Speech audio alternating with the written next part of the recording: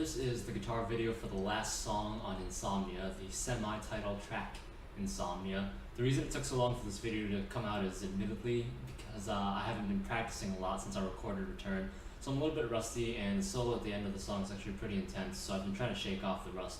But as far as the riffs go, there isn't a lot on this song that I haven't already played. The vocal riff for the song is the same that's featured on Drifting and also Breathe. It's the power chord. To tritone, to the fourth, to minor. That goes on for the first verse, and then it gets kicked up a notch for the to triplet time in the next section.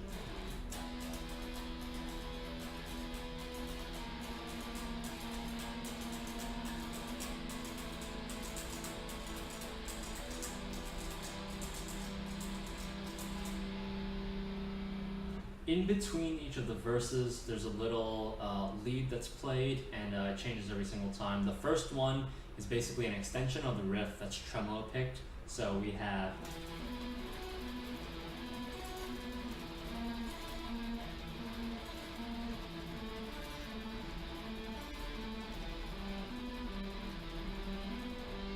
so it's taking whatever the chord is and doubling it up. So we have a power chord, which is a perfect fifth. And then we add a fifth on top of that fifth, which makes us an add 9.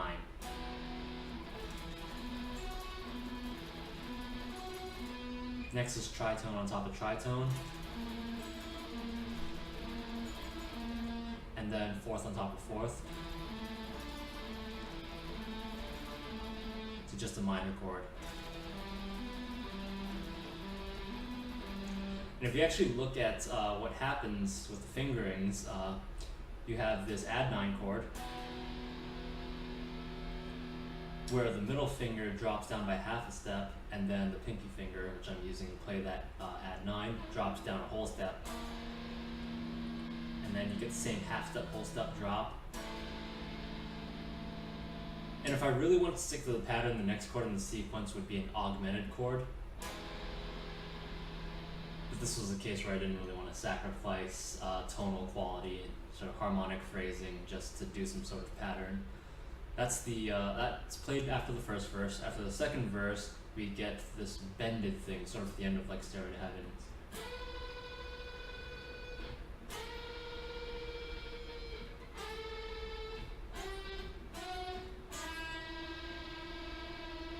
Now unfortunately that sounds really awful because I have a Floyd Rose, which means when I bend this string up, it actually flattens the note on this 12th fret, and that's just really a problem with having a floating bridge.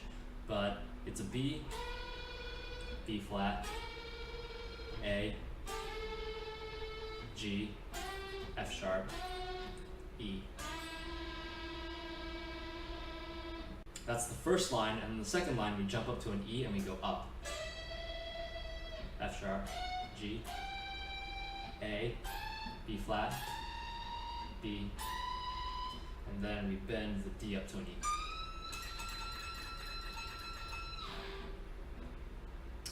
After the third verse, we get a guitar solo, and the thing about the solo is it was kind of semi-improvised. Like I sort of knew what I wanted to play, but I never actually wrote anything down, and there was a lot of parts that I figured out on the spot, so it's been about a year now since this was recorded, and I actually kind of forgot how the whole thing's played. Although I've been listening back trying to figure it out, I don't have the exact solo prepared. I don't know how to play it really, but I can play something close to it.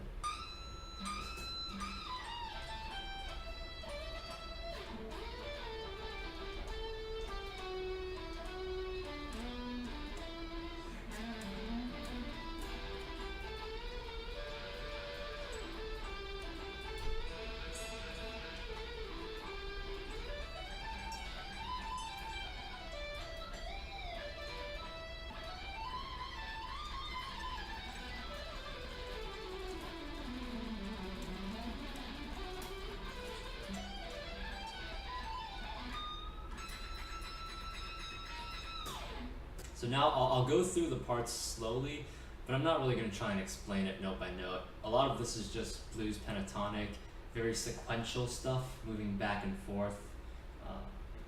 So we start off with the D, we bend up to an E.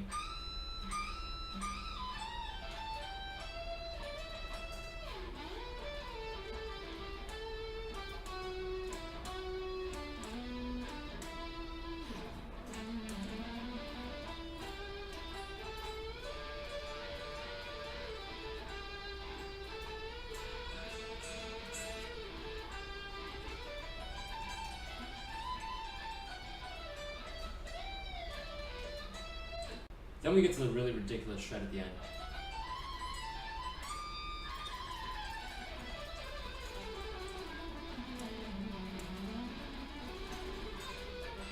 At that point, I get completely lost. I have no idea what I'm playing on the original recording, but I know it ends with something like this.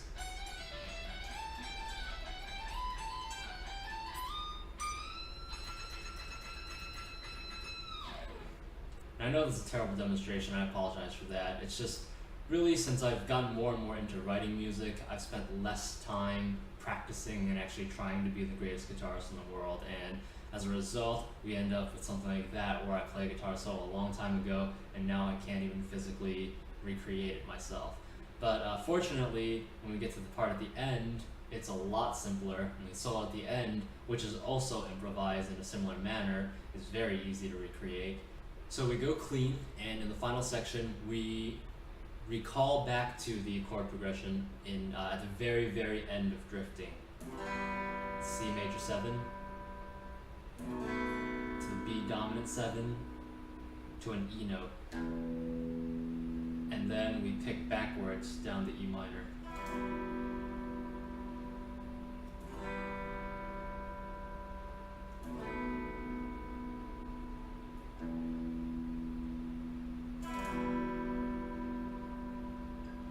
For the solo, it's the same pattern.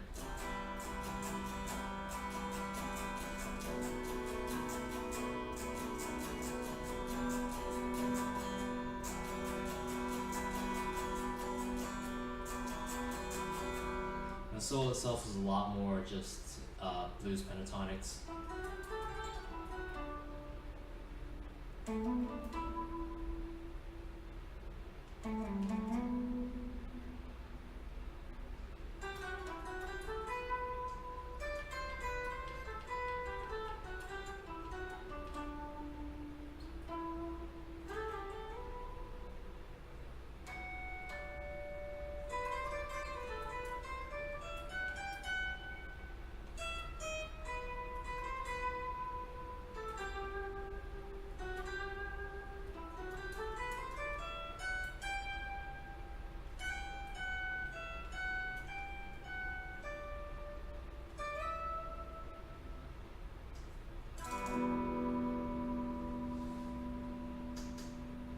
So break that up into its parts. We start off with E.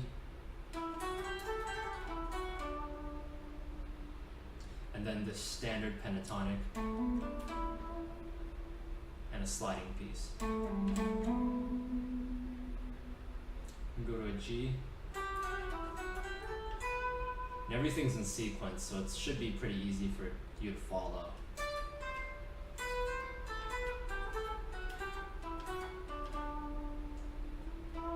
Just a little syncopation and another sliding piece.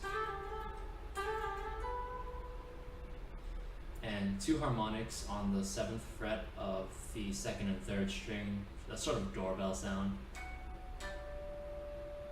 Then we go up to the B,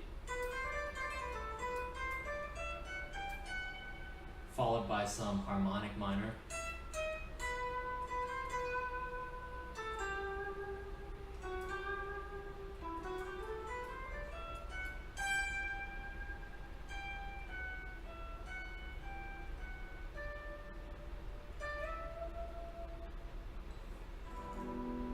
So that's very easy, very simple, and that's it for the Insomnia album. That's all the guitar parts. You can probably tell that this song in particular contains all the elements that you see across the rest of the album, which is, of course, by intent.